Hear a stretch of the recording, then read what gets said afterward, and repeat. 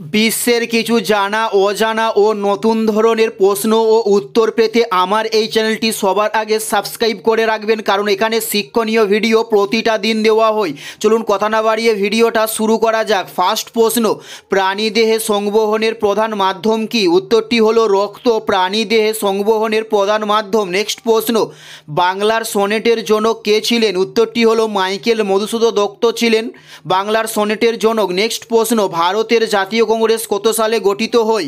উত্তরটি হলো 1885 সালে ভারতের জাতীয় কংগ্রেস গঠন করা হয়। নেক্সট প্রশ্ন, উদ্ভিদ দেহে পরিবহনের মাধ্যম কি? উত্তরটি হলো জল। উদ্ভিদ দেহে পরিবহনের প্রধান মাধ্যম। উত্তরটি হলো জল।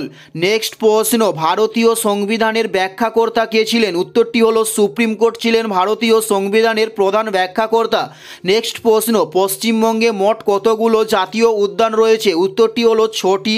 পশ্চিমবঙ্গে মোট জাতীয় উদ্যান রয়েছে। উত্তরটি হলো 6টি। নেক্সট প্রশ্ন, অন্ধকেশর নামে কে পরিচিত ছিলেন?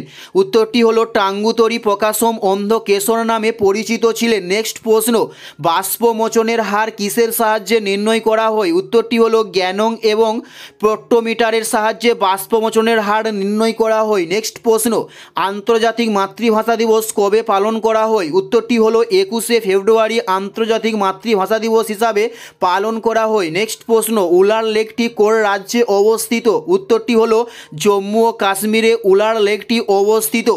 এটাই ছিল এই ভিডিওর লাস্ট প্রশ্ন। ভিডিওটি কেমন লাগলো অবশ্যই কমেন্ট করে জানিও। আর কোন ধরনের ভিডিও আপনারা দেখতে চান অবশ্যই কমেন্টে লিখে জানাবেন। ধন্যবাদ।